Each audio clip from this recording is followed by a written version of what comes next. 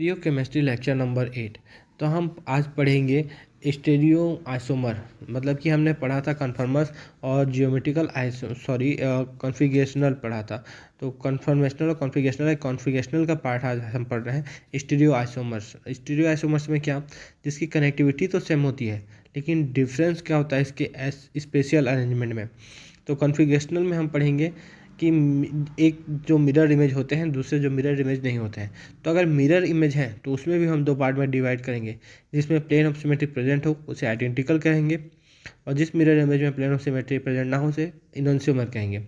अब सेकेंड चीज़ देखते हैं, जो मिरर इमेज है नहीं है उसको हम स्टडी करते हैं। अगर वो रोटेशन के बाद सेम हो जाता है, अगर मिरर इमेज नहीं है लेकिन उसको रोटेट करके हम देखते हैं तो अगर वो सेम दिखता है तो उसे आइडेंटिकल कहेंगे। अगर रोटेट करने के बाद भी वो डिफरेंट रहता है तब उसको हम डायस्टेरियोमर कहेंगे। फर्स्ट एग्जांपल में दोनों मॉलिक्यूल तो क्या है, मिरर इमेज है, लेकिन उसमें क्या हो रहा है, एक प्लेन ऑफ सिमेट्री लग जा रहा है, तो ये मॉलिक्यूल क्या हो जाएंगे, आपस में आइडेंटिकल हो जाएंगे। सेकेंड एग्जांपल में दोनों मॉलिक्यूल मिरर इमेज हैं लेकिन इसमें प्लेन ऑफ सिमेट्री नहीं लग रहा है और एक दूसरे के ऊपर सुपर इम्पोजिबल भी नहीं है, तो ये दूसरे के क्या हो जाएंगे इनहेंसियोमर हो जाएंगे। अगर थर्ड एग्जांपल को देखा जाए तो इसमें क्या होगा कि ये जो होता है एक दूसरे के मिरर इमेज है और इसमें प्लेन ऑफ सिमेट्री भी पास हो रहा है, तो इसको हम इजीली क्या बोल जाएंगे, आइडेंटिकल हो जाएगा। लेकिन अगर हमें इसे नॉर्मली देखा जाए तो हमको क्या लगेगा कि मिरर इमेज तो है लेकिन एक दूसरे के ऊपर सुपर इम्पोजिबल नहीं लगेंगे। लेकिन ध्यान देने वाली बात यह है कि ये 3D स्ट्रक्चर है और हम सुपर इम्पोजिबल करने के लिए इसको घुमा के भी देख सकते हैं। 3D स्ट्रक्चर को घुमा के भी हम किसी भी तरीके से लेफ्ट राइट किसी भी तरीके से घुमा कर इसके ऊपर लगा दें, अगर ये घूम के अगर हो जाता है सुपर इम्पोज तो ये सुपर इम्पोजिबल है। लेकिन अगर हम देखते हैं कि फिजर को हम किसी भी तरीके से घुमा कर सुपर इम्पोजिबल नहीं बना सकते हैं, उसको जैसा है वैसे ही हमको सुपर इम्पोज करके देखना पड़ता है। लेकिन 3D के लिए ऐसा नहीं है, 3D जो भी शो करते हैं उनके लिए हम उनको घुमा के देख सकते हैं। अब हम जो थर्ड एग्जांपल देख रहे हैं उसमें क्या हो रहा है कि जो बोरॉन है उसकी जो जिस पोजीशन पे है उसको हम रोटेट करके देखने पर वो बोरॉन वो नेक्स्ट वाले मॉलिक्यूल की तरह ही दिखेगा। तो ये सेम है आफ्टर रोटेशन, इसलिए मिरर इमेज ना होने के बाद भी ये सेम ना हो, अगर रोटेशन के बाद सेम हो जाता है तो ये क्या हो जाएंगे, आइडेंटिकल हो जाएंगे। अब फोर्थ कंडीशन हम देख रहे हैं कि ये मिरर इमेज तो नहीं है, फोर्थ एग्जांपल, लेकिन क्या होगा कि इसमें रोटेशन करने के बाद क्या हो रहा है, रोटेशन करने के बाद भी ये एक दूसरे के सेम नहीं आ पा रहे हैं, तो ये क्या हो जाएंगे, एक दूसरे के डायस्टेरियोमर होंगे। तो क्या बोलते हैं कि दो कंपाउंड इनहेंसियोमर की बात करें तो वो कंपाउंड जो मिरर इमेज हो और सुपर इम्पोजिबल ना हो उनको इनहेंसियोमर कहते हैं। तो इनकी प्रॉपर्टी क्या होती है, वो लाइट को क्या करता है, प्लेन पोलराइज्ड लाइट को रोटेट करते हैं। अगर उनका एक जो है एक कॉन्फ़िगरेशन क्या, अगर वो डेक्स्ट्रो रोटेटरी है, मॉलिक्यूल को थीटा डिग्री से राइट साइड में अगर रोटेट कर रहा है, तो दूसरा जो होगा लेवो रोटेटरी होगा उसको माइनस साइड मतलब कि लेफ्ट साइड अगर रोटेट कर देगा, तो वो दोनों के लेकिन एक टेंडेंसी होती है कि वो जितना थीटा से प्लस में रोटेट कर रहा है डेक्स्ट्रो वाला, उतना ही लिवो वाला उसको माइनस में रोटेट करेगा। मतलब इनके रोटेशन की टेंडेंसी भी बराबर होती है, केवल इनका साइन अपोजिट होता है। एक राइट साइड रोटेट करेगा तो एक लेफ्ट साइड रोटेट करेगा। डेक्स्ट्रो और लिवो का कनेक्शन किसी भी तरीके से आर से नहीं है। आर होने पर भी मॉलिक्यूल डेक्स्ट्रो भी हो सकता है या लिवो भी हो सकता है, ये इसकी इंटरनल प्रॉपर्टी है डेक्स्ट्रो और लिवो रोटेटरी का। इनहेंसियोमर अगर देखें तो उनकी फिजिकल प्रॉपर्टीज सेम होती है, जैसे मेल्टिंग पॉइंट हो गई, बॉइलिंग पॉइंट होगी, रिफ्लेक्टिव इंडेक्स हो गई, सॉल्युबिलिटी हो गई, डेंसिटी हो गई, ये दोनों के एस्पेक्ट में ये दोनों सेम होते हैं, इसलिए इनको अलग अलग करना बहुत मुश्किल हो जाता है। इसको हम आगे प्रोसेस में पढ़ेंगे कि इनको कैसे डिफ्रेंशिएट किया जाता है, अगर इनके मिक्सचर है तो इनको कैसे अलग अलग किया जाता है। लेकिन देखा जाए तो इनके बस एक ही डिफरेंस होता है, एक्सेप्ट ऑप्टिकल रोटेशन, जिसको हमने आगे देख चुका है कि ये एक दूसरे के उल्टे दिशा में क्या करता है, रोटेट करता है प्लेन पोलराइज को। इसका अल्फा जो होता है, एक का प्लस थीटा हो तो दूसरा का माइनस थीटा होता है। अल्फा क्या है, डिग्री ऑफ रोटेशन। लेकिन इसमें जो थीटा है वो अपोजिट होने के बाद भी थीटा का जो वैल्यू है वो बराबर रहता है, क्योंकि ये मेल्टिंग पॉइंट भी सेम रहता है, इसलिए इनको अलग अलग करना बहुत मुश्किल होता है। ये नॉन फंक्शनल डिस्टिनेबल रहते हैं। अगर इनैंस्यूमर को किसी एक बीकर में डाला गया, जैसे 3 मोलार का डाला गया और उनको इसमें वी वॉल्यूम पुट किया गया, तो इसमें क्या हो जाएगा, नंबर ऑफ मोल्स क्या हो जाएगा निकालने के लिए m इंटू वी करते हैं, तो 3m इंटू वी हो जाएगा। Molar into volume equal to क्या हो जाएगा, 3v आ जाएगा, क्योंकि नंबर ऑफ मोल्स निकालने के लिए उसके जितने मोलर का रहता है उसको उसके वॉल्यूम से मल्टीप्लाई कर देता है, तो यहाँ पर 3v आ जाएगा। अब उसके नंबर ऑफ पार्टिकल्स निकालने के क्या करेंगे, इस 3v को Na एवोगाड्रो नंबर से मल्टीप्लाई कर देंगे, तो 3v Na आ जाएगा। इक्विमोलर कॉन्सेंट्रेशन का सॉल्यूशन है, इसमें जितना ही R वाला होगा उतना ही S होगा, मतलब कि दोनों इनैंस्यूमर बराबर मात्रा में प्रेजेंट है, तो 3VNA एक का है तो 3VNA दूसरा का भी है, तो इसमें रेसिमिक सॉल्यूशन बन जाएगा, ऑप्टिकली इनएक्टिव हो जाएगा। मतलब एक राइट साइड घुमा रहा है तो दूसरा लेफ्ट साइड घुमा के उसको प्लेन लाइट को क्या कर देगा, बराबर घुमा हुआ बना देगा।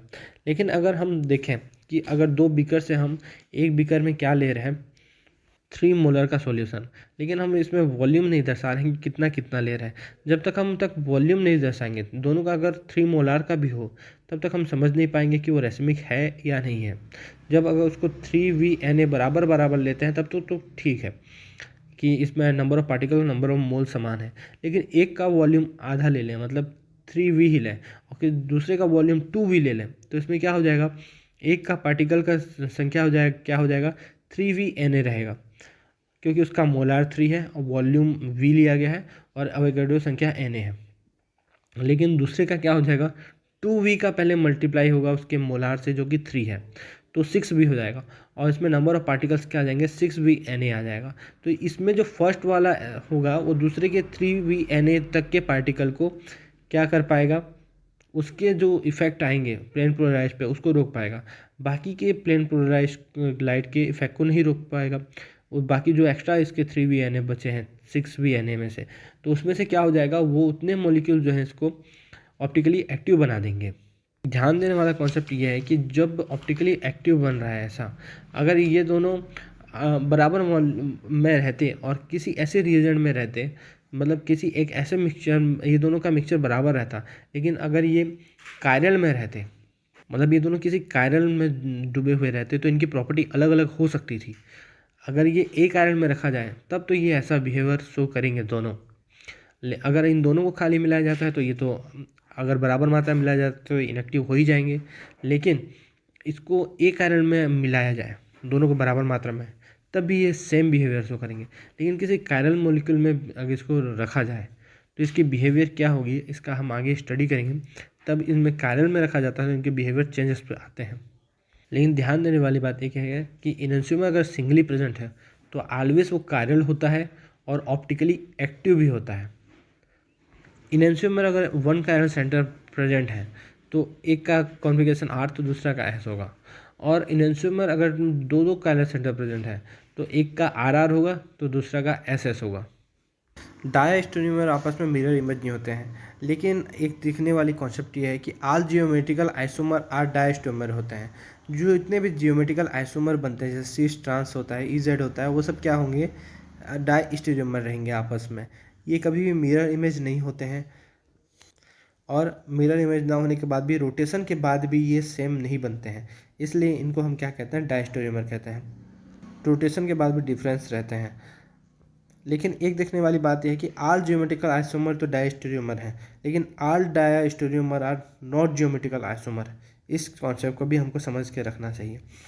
हम जैसे इनैंस्यूमर को मिक्स कर रहे थे 3 मोलर, तो क्या हो रहा था कि दोनों के प्रॉपर्टीज सेम होने के कारण वो ऑप्टिकली इनएक्टिव हो जा रहे थे, तो वो उनकी ऑप्टिकली एक्टिविटी से उनको डिफ्रेंशिएट किया जा सकता था। लेकिन इसमें क्या हो रहा है कि इसमें अगर कायरल सेंटर वाले अगर 3 मोलर अगर डायस्टेरियोमर्स को आपस में डाला जा रहा है तो इसमें उनको डिफ्रेंशिएट नहीं किया जाएगा, क्योंकि हो सकता है कि दोनों प्लस थीटा से डेविएट कर रहे हो, एक प्लस थीटा से कर रहा हो, दूसरा प्लस थीटा डैश से प्लेन पोलराइज को क्या कर रहा हो, रोटेट कर रहा हो। सेकेंड कंडीशन में प्लस थीटा से कर रहा है पहला, और दूसरा माइनस थीटा से कर रहा है।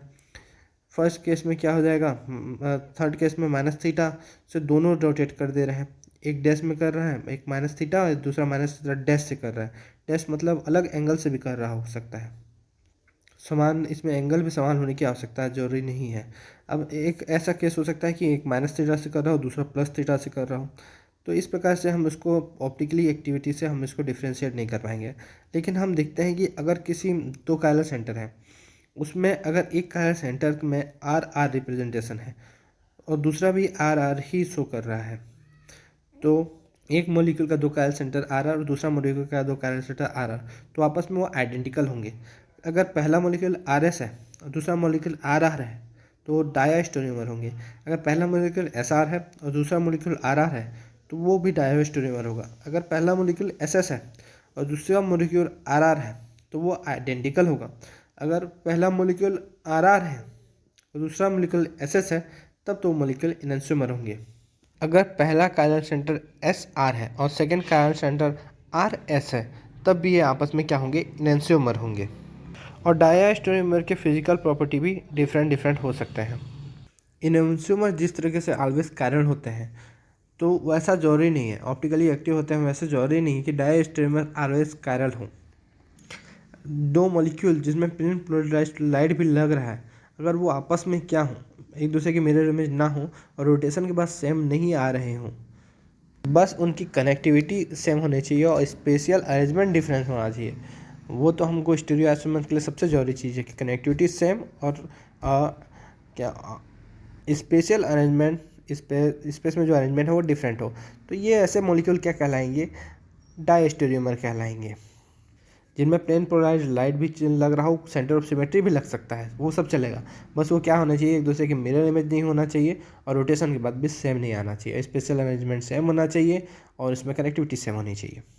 अगर मॉलिक्यूल में प्लेन ऑफ सिमेट्री नहीं लग रहा है, सेंटर ऑफ सिमेट्री नहीं लग रहा है, फिर भी अगर वो एक दूसरे के मिरर इमेज नहीं है और रोटेशन के बाद सेम नहीं आ रहा है, तब भी कनेक्टिविटी सेम और स्पेशल अरेंजमेंट अगर डिफरेंस है तो इसमें हम क्या समझ जाएंगे कि ये एक दूसरे के डायस्टेरियोमर है। ये ऑप्टिकली एक्टिव होना जरूरी नहीं है, कायरल होना जरूरी नहीं है, और ऑप्टिकली एक्टिव है और कायरल है तो भी कोई टेंशन नहीं है, तब भी हम डायस्टेरियोमर निकाल सकते हैं। लेकिन इनैंसियोमर क्या मांगता था, कायरलिटी उसमें मस्ट होनी चाहिए थी। हालांकि वो इनैंसियोमर पेयर आपस में मिल जाते थे तब रेसिमिक मिक्सचर बनाते थे, लेकिन दोनों अगर सिंगली लिया जाए तो दोनों ऑप्टिकली एक्टिव थे। तो डायस्टेरियोमर में भी कायरल और मे नॉट भी कायरल हो सकता है। कायरल सेंटर तो जरूरी नहीं है, लेकिन अगर कायरल सेंटर प्रेजेंट है तो उसमें कम से कम दो कायरल सेंटर होना चाहिए डायस्टेरियोमर के लिए। एक कायरल सेंटर से कभी भी हम डायस्टेरियोमर नहीं निकाल सकते हैं, क्योंकि वो इनैंसियोमर पीरियड बनाएगा। अगर आर आर हो जाएगा तो आइडेंटिकल हो जाएगा और आर एस हो जाएगा तो इनैंसियोमर हो जाएगा, तो उसके लिए डायस्टेरियोमर के लिए कोई और पॉसिबिलिटी नहीं बचती है। इसलिए टू कायरल सेंटर होना चाहिए। और एक कायरल सेंटर कैसा होना चाहिए, आर आर होना चाहिए या एस एस होना चाहिए, और दूसरा वाला क्या होना चाहिए, आर एस या एस आर होना चाहिए।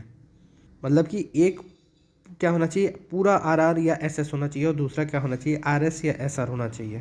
मतलब दोनों जो मॉलिक्यूल हैं उसमें से एक कायरल सेंटर दोनों का मेच करना चाहिए और दूसरा कायरल सेंटर एक दूसरे से डिफरेंस होना चाहिए। अब हम पढ़ते हैं सेपरेशन ऑफ इनैंसियोमर। तो इनैंसियोमर का सेपरेशन कैसे किया जा सकता है, उसका फिजिकल प्रॉपर्टी तो सेम रहता है। तो इसको हम पहले डायस्टेरियोमर बनाते हैं, उसके बाद क्या करेंगे, उसको हम डायस्टेरियोमर का बनाने के बाद क्या हो जाएगा, हम इनके ऊपर डिफ्रेंशिएट कर पाएंगे। तो इसका मेन कॉन्सेप्ट क्या है पहले उसको समझते हैं। कि हम देखते हैं, मान लो कि हमने एक इनैंसियोमर लिया जिसका क्या हुआ कि आर कॉन्फ़िगरेशन है। अब उसको एक ऐसे एसिड क्लोराइड में मिक्स किए जिसका कॉन्फ़िगरेशन क्या है, आर है। तो अब आर आर मिक्स मिल के बाद में क्या प्रोडक्ट देंगे, आर आर ही प्रोडक्ट देंगे। लेकिन अब इसका जब इनैंसियोमेरिक पेयर को उस एसिड क्लोराइड जो आर का रखा हुआ है उसके साथ मिलाएंगे तो वो क्या देगा प्रोडक्ट, एस और आर आपस में रिएक्ट करेंगे और बाद में लास्ट में प्रोडक्ट एस आर देंगे। तो अब ये आर आर और एस आर क्या हो जाएंगे, डायस्टेरियोमर बन जाएंगे। तो अब इनको हम डिफ्रेंशिएट भी कर सकते हैं। अब दोनों को अलग अलग कर लेंगे और अलग अलग करने के बाद एसिड क्लोराइड और जो हमारा मेन था वो जिसको हम निकाल रहे थे, मान लो वो अल्कोहल है तो अल्कोहल को एसिड क्लोराइड से अलग कर लेंगे और इस प्रकार से हम अपना प्रोडक्ट अलग कर लेंगे, इनैंसियोमर्स को अलग कर लेंगे। तो अब देखते हैं हम इसका पूरा टोटल प्रोसेस। तो क्या होता है कि जैसे अल्कोहल है तो उसको पहले एसिड क्लोराइड में अटैक किया जाता है। तो OH में जो प्रेजेंट है लोन पेयर वो इलेक्ट्रोफिलिक सेंटर O के सी डबल बॉन्ड O के पास अटैक करता है और O का डबल बॉन्ड जो है ऑक्सीजन के ऊपर ट्रांसफ़र हो जाता है, उसको माइनस चार्ज आ जाता है।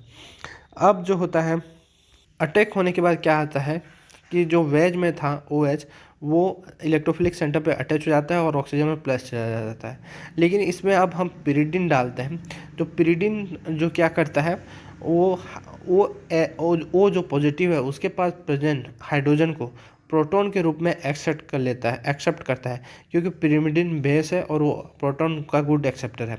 तो पिरिडिन H को निकाल लेगा और OH के बीच जो इलेक्ट्रॉन डेंसिटी थी वो O पे शिफ्ट हो जाएगी, जिससे इससे प्लस चार्ज चला जाएगा।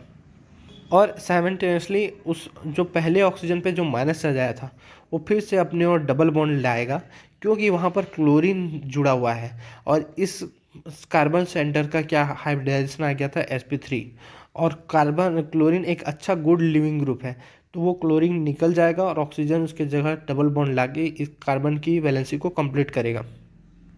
अब जो बनेगा वो बनेगा एस्टर बन जाता है।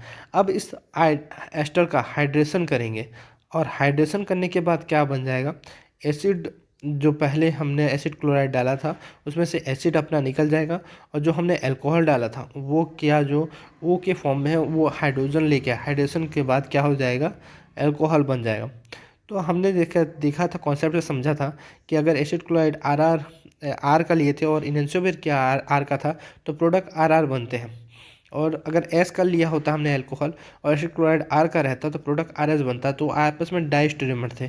तो इसके फिजिकल प्रॉपर्टीज डिफरेंस होते हैं, तो melting point boiling point difference होता है, इससे इनको हम सेपरेट करके बाद में इनका हाइब्रिडेशन करके हम इनको डिफरेंट प्रोडक्ट को प्राप्त कर लेते हैं। अब हम रिलेशन बिटवीन कंपाउंड के हम कुछ स्पेशल एग्जांपल को करते हैं। हम न्यूमन पोजीशन में दो मॉलिक्यूल देख रहे हैं जो एक दूसरे के मिरर इमेज नहीं है, तो हम कैसे चेक करेंगे कि इनके बीच क्या रिलेशन है। सबसे पहले हम फ्रंट सेंटर को देखते हैं दूसरे के कंपैरिजन करके, वो एक दूसरे के मिरर इमेज दिखते हैं। तो हम मान लेते हैं कि एक कॉन्फ़िगरेशन R होगा, दूसरे का S होगा। अब हम इनके बैक सेंटर को कंपैरिजन करके देखते हैं। अब बैक सेंटर को कंपैरिजन करते हैं तो क्या आता है, वो एक दूसरे के मिरर इमेज नहीं आते हैं और वो एक दूसरे के ऊपर सुपर इम्पोज भी हो सकते हैं, तो ये आइडेंटिकल हो जाते हैं। तो मतलब कि पहला वाला आर का बैक रिंग अगर आर होगा तो दूसरा का भी बैक रिंग वाला बैक सेंटर क्या होगा, आर होगा। तो ऐसे मॉलिक्यूल क्या निकल गया, फ्रंट वाला आर निकल गया, दूसरा RS निकल गया। तो इस प्रकार से दोनों का क्या हो गया, रिलेशन आपस में डायस्टेरियोमर हो गया।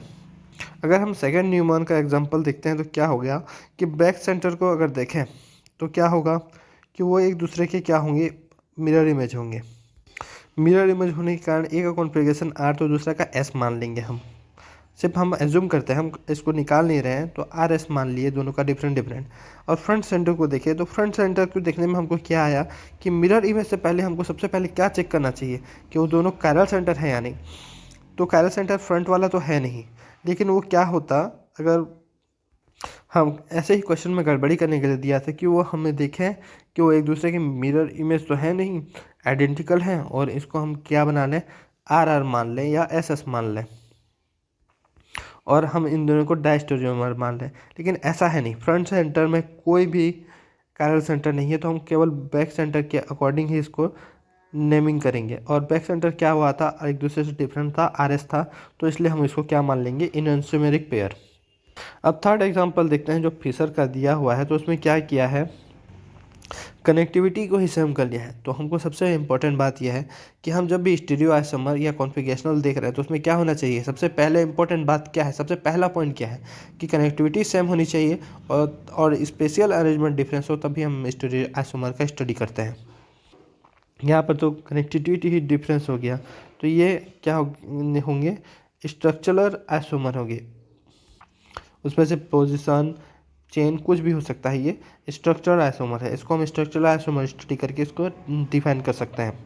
अब क्या दिया हुआ है, 6 मेंबर रिंग दिया है, उसके दोनों पोजिशन दो ठो दिया हुआ है, और क्लोरीन को आपस में ऐसे सेट करके दिया है कि उसमें एक दूसरे के मिरर इमेज दिखे, और नीचे के उसके हाइड्रोजन को एक में वेज दिखा दिया है, दूसरे में डैश दिखा दिया है। ये ऐसे ही कन्फ्यूजन करने के लिए देता है, क्योंकि उस हाइड्रोजन सेंटर में तो दो हाइड्रोजन होंगे, एक वेज होगा तो दूसरा डैश होगा, तो दोनों में वेज डैश प्रेजेंट होंगे। और इस मॉलिक्यूल को अगर हम रोटेट करके देखें तो उसमें सबसे पहली बात क्या होगी, रोटेट करने से पहले भी हम देख सकते हैं कि एक दूसरे के मिरर इमेज ही है और प्लेन ऑफ सिमेट्री भी पास हो रही है, तो ये एक दूसरे के आइडेंटिकल हो जाएंगे, मॉलिक्यूल आइडेंटिकल होगा। रोटेट करके हमको देखने की ज़रूरत नहीं है कि अगर इनएंसोमेरिक पेयर होते तो प्लेन ऑफ सिमेट्री पास नहीं होता। तो हम एक टफ एग्जाम्पल ही देख रहे हैं। अब हम जो क्लोरीन वाला एग्जांपल देख रहे हैं 6 मेंबर रिंग में, जिसमें 3 पोजीशन पे लगा हुआ है, तो उसमें एक दूसरे के मिरर इमेज है और प्लेन ऑफ सिमेट्री भी पास नहीं हो रहा है, तो इसलिए वो एक दूसरे के इनोसोमर बनते हैं। अब हम एक देखते हैं, नेट के 2019 में एक क्वेश्चन आया था, ट्रांस एल्कीन का जो 1 2 3 4 5 6 7 8 मेंबर का रिंग है, उसमें एक पोजीशन पे क्लोरीन जुड़ा हुआ है। तो क्लोरीन क्या होता है, ये एक तरह समझ लीजिए कि साइक्लोहेक्सेन का स्ट्रक्चर है। पहला तो ये एक दूसरे के मिरर इमेज नहीं है, और दूसरा ये रोटेशन के बाद भी सेम नहीं हो सकते हैं, क्योंकि इस पोजीशन पे स्यूडो एक्सियल इक्वेटोरियल में प्रेजेंट है क्लोरीन। तो या फिर हम मान सकते हैं कि एक्सियल और इक्वेटोरियल पोजीशन पे ही मौजूद है। तो एक्सियल और इक्वेटोरियल पोजीशन में मौजूद होने के कारण ये एक दूसरे के ऊपर सुपर इम्पोज भी नहीं हो सकता है और रोटेशन के बाद भी सेम नहीं आ सकता है। तो इसके मतलब कि क्या हो गया, ये आपस में रिलेशन क्या करते हैं, डायस्टोनिमर रखते हैं। डायस्टोनिमर को और एक और तरीके से समझ सकते हैं कि डायस्टोनिमर क्या होता है, मिरर इमेज भी नहीं होता है और एक दूसरे के ऊपर सुपर इम्पोज नहीं होता है। तो जैसे इनएंसोमर क्या था, मिरर इमेज था और एक दूसरे के ऊपर सुपर इम्पोज नहीं होता था, ऐसे डायस्टोनिमर क्या होगा, न तो मिरर इमेज होगा न ही एक दूसरे के ऊपर सुपर इम्पोज होगा। और आइडेंटिकल क्या होते हैं, मिरर इमेज होते हैं और एक दूसरे के ऊपर सुपर इम्पोज भी हो जाते हैं, रोटेट करके जैसे भी करके हम सुपर इम्पोज कर सकते हैं। किसमें, अगर वो 3D में प्रेजेंट है। तो फिशर में तो हमको इसको निकालना, सुपर इम्पोज करना आइडेंटिकल को भी मुश्किल हो जाता है। फिशर में भी इन दी प्लेन इसको अगर रोटेट करते हैं तो अगर मिरर इमेज है तो क्या हो जाएगा, आइडेंटिकल अगर आपस में सुपर इम्पोजिबल हो सकते हैं, उसको इन दी प्लेन रोटेशन करके हम सुपर इम्पोजिबल कर सकते हैं, कि इन दी प्लेन करने पर कोई भी चेंजेस नहीं आता है मॉलिक्यूल में, उसकी कॉन्फ़िगरेशन में। और हम एक एग्जांपल देख सकते हैं जिसमें क्या देख रहे हैं कि अगर हमने देखा कि एक मॉलिक्यूल लिया है, दो डिफरेंट टाइप के मॉलिक्यूल, उसमें क्या देख रहे हैं कि एक मॉलिक्यूल दूसरे के क्या है, एक का हॉरिजॉन्टल दूसरे का वर्टिकल बना हुआ है। तो इसी एग्जांपल से हम समझ सकते हैं कि ये क्या है, एक दूसरे के इनएंसोमर है, क्योंकि 90 डिग्री रोटेशन करके हम इनको आइडेंटिकल कभी भी नहीं बना सकते, क्योंकि हमने सबसे पहले पढ़ चुका है कि 90 डिग्री रोटेशन फिशर में अलाउड नहीं रहता है, 180 डिग्री रोटेशन ओनली अलाउड होता है, वो भी इन दी प्लेन, क्योंकि 90 डिग्री रोटेशन करने पर हॉरिजॉन्टल वर्टिकल में चला आता है। तो इसको कभी भी हम 90 डिग्री रोटेट करके एक दूसरे का नहीं बना देंगे आइडेंटिकल। तो इन दोनों मॉलिक्यूल में रिलेशन क्या है, इनएंसोमर का है। तो सबसे पहले हमको समझने वाली बात क्या है कि हम स्टीरियो आइसोमर देखेंगे तो सबसे पहले देखेंगे कि इसमें कायरल सेंटर है या नहीं। कायरल सेंटर से पहले भी हम देखेंगे कि उसकी कनेक्टिविटी सेम है या नहीं, बस स्पेशल अरेंजमेंट डिफरेंस है। दूसरा, फिर उसमें कायरल सेंटर है या नहीं, अगर हम क्या को चेक कर रहे हैं, इनएंसोमर को, अगर RS के आधार पर हम डिफरेंस करना चाहते हैं तो हम RS पोजीशन को देखने के लिए उसमें कायरल सेंटर है या नहीं, उस चीज़ को भी ध्यान देंगे। तो इन दोनों चीज़ों का सबसे पहले ध्यान देना पड़ेगा। उसके बाद हम डिफरेंट चीज़, plane of symmetry, centre of symmetry और बाकी चीज़ देखकर उसका हम इनएंसोमर, डायस्टेरियोमर और आइडेंटिकल रिलेशन निकाल पाएंगे। मीजो कंपाउंड की बात करते हैं। मीजो कंपाउंड के लिए 2 रूल फॉलो करना चाहिए। एटलीस्ट 2 कायरल सेंटर होना चाहिए। पहला, कायरल सेंटर की संख्या कितनी होनी चाहिए, 2 होनी चाहिए। एक मॉलिक्यूल में अगर कायरल सेंटर की संख्या, ये 2 मॉलिक्यूल की प्रॉपर्टी नहीं है, ये सिंगल मॉलिक्यूल की प्रॉपर्टी है कायरल सेंटर। जैसे इनएंसोमर, डायस्टेरियोमर में 2 मॉलिक्यूल में देखा जाता था, लेकिन मीजो को ऐसा नहीं देखना पड़ता है, वो एक ही मॉलिक्यूल की प्रॉपर्टी है। तो इसमें 2 कायरल सेंटर होना चाहिए। और सेकेंड रूल, उसमें प्लेन ऑफ सिमेट्री या सेंटर ऑफ सिमेट्री में से एक चीज़ प्रेजेंट रहना चाहिए, तब मॉलिक्यूल क्या होगा, मीजो होगा। जैसे कि हम एग्जांपल में देख रहे हैं कि उसमें CHO आजू बाजू सबसे लास्ट में जुड़े हुए हैं और HOH जुड़े हुआ है। तो HOH जुड़ने के बाद क्या होता है कि उसके फर्स्ट और थर्ड जो कायरल सेंटर है उसका जो होता है, एक R है तो दूसरा S होगा, और बीच वाला क्या है उसका तो 2 तो वैलेंसी डिफरेंट है और 2 ऐसे जुड़े हुए हैं जो कि जिनके आर्म सेम है इसके। तो थर्ड वाला जो है कायरल सेंटर ना होकर के सूडो कायरल सेंटर होगा, और सूडो कायरल सेंटर को कभी भी कायरल सेंटर में काउंट नहीं करते हैं। तो यहाँ पर 3 कायरल सेंटर दिया है तो ऐसा हो गया है। तो 3 सूडो कायरल सेंटर तो है ये, क्योंकि सूडो कायरल सेंटर कभी भी ऑप्टिकली एक्टिविटी नहीं दिखाते हैं, इसलिए इनको हम कायरल सेंटर कभी नहीं कहते हैं। और यहाँ पर हम देखें तो इसमें प्लेन ऑफ सिमेट्री भी पास हो रहा है, और सेंटर ऑफ सिमेट्री तो हम कभी भी किस में चेक नहीं करते हैं, फिशर में चेक नहीं करते हैं। तो इसमें अब प्लेन ऑफ सिमेट्री पास किया और 2 कायरल सेंटर है, तो ये इनमें क्या होता है, एक आर है तो दूसरा एस है, तो ये क्या होगा, एक प्लस थीटा से डेविएट कर रहा है लाइट को, तो दूसरा माइनस थीटा से प्लेन पोलराइज्ड लाइट को डेविएट करेगा। तो मतलब कि इसमें क्या होगा, इंटरनल कंपनसेशन आ जाएगा, इसलिए ये क्या हो जाएंगे, ऑप्टिकली इनएक्टिव हो जाएंगे। मॉलिक्यूल भी ऑप्टिकली इनएक्टिव हो जाएगा और स्यूडो कायरल सेंटर तो ऑप्टिकली इनएक्टिव होता ही है। अब हम एग्जांपल डिफरेंट देख के उसमें समझ सकते हैं कि कहाँ पर सेंटर ऑफ सिमेट्री है, मतलब कि कहाँ पर टू कायरल सेंटर प्रेजेंट है, कहाँ पर टू कायरल सेंटर नहीं है, और कहाँ पर प्लेन ऑफ सिमेट्री है, कहाँ पर सेंटर ऑफ सिमेट्री है। उसके आधार पर हम डिसाइड करेंगे मॉलिक्यूल मेजर है या नहीं। लेकिन थर्ड और फोर्थ एग्जांपल जो मैं आप डिस्कस करना चाहता हूँ उसमें क्या है कि इसमें 6 मेंबर एक 4 मेंबर रिंग से जुड़ा हुआ है, तो इसको हम साइक्लोहेक्सेन के चेयर फॉर्म की तरह एज्यूम ना करके इसको डायरेक्ट इसी फॉर्म में एज्यूम करके हम इसको सॉल्व करेंगे। तो हमको देखना पड़ेगा कि यहाँ पर 6 मेंबर 4 मेंबर आपस में जुड़ा हुआ है, दूसरे में 6 मेंबर एक 6 मेंबर दूसरा 4 मेंबर का रिंग जुड़ा हुआ है, और एक 6 मेंबर का रिंग जुड़ा हुआ है। तो अब इसमें कायरल सेंटर सिर्फ दो ही जगह पर हो सकते हैं जहाँ पर ये ब्रिज आपस में जुड़े हुए हैं, इस ब्रिज हेड पर। तो ब्रिज हेड पर क्या होता है कि 6 मेंबर और जब अलग अलग मेंबर रिंग का मेंबर जुड़ा हुआ हो तो उसको हम क्या बोल देंगे, आपस में 2 कायरल सेंटर प्रेजेंट हो सकते हैं। लेकिन अगर सेम रिंग प्रेजेंट जुड़े हुए हों तो वो आपस में कायरल सेंटर नहीं होते हैं, क्योंकि इनकी जो फर्स्ट वैलेंसी होती है वो एच तो डिफरेंस होती है, सेकेंड वैलेंसी भी इनकी डिफरेंस हो जाती है, लेकिन थर्ड और फोर्थ वैलेंसी सेम रिंग में, सेम नंबर ऑफ रिंग में क्या हो जाती है, सेम आती है किसकी, ब्रिज हेड की। लेकिन अगर डिफरेंट ऑड नंबर ऑफ अलग अलग डिफरेंट नंबर के रिंग जुड़े हों तो ऑड नहीं, ऑड इवन कुछ भी हो सब चलेगा, तो इसमें क्या हो जाती है, कायरल सेंटर प्रेजेंट हो जाता है। तो इसके आधार पर हम प्लेन ऑफ सिमेट्री, अगर सेंटर ऑफ सिमेट्री प्रेजेंट हो तो मॉलिक्यूल को मिजो या है या नहीं बता सकते हैं। अब हम देखते हैं कि मॉलिक्यूल में सबसे पहले हमको कनेक्टिविटी चेक करनी चाहिए। कनेक्टिविटी चेक करने के बाद उसमें मिरर इमेज है कि नहीं, प्लेन ऑफ सिमेट्री है कि नहीं, वो चेक करना चाहिए। उसके बाद मॉलिक्यूल को रोटेट करके भी देखना चाहिए। इस 3 चीज़ों को जो करना ही चाहिए। साथ में उसमें कायरल सेंटर है या नहीं, ये चौथा चीज़ चेक करना चाहिए। तभी मॉलिक्यूल को हमको पूरी तरीके से ऑब्जर्व करने के बाद उसमें RS कॉन्फ़िगरेशन और एनेंटियोमर, मेसो डायस्टेरियोमर और आइडेंटिकल का रिलेशन निकालना चाहिए। चार चीज़ को ध्यान रखना चाहिए, connectivity, mirror image, plane of symmetry, mirror image के साथ प्लेन ऑफ सिमेट्री भी, और रोटेशन, और चौथा क्या, कायरल सेंटर है या नहीं। इन चारों चीज़ों को ध्यान देकर मॉलिक्यूल में हम सारे रिलेशन निकाल सकते हैं।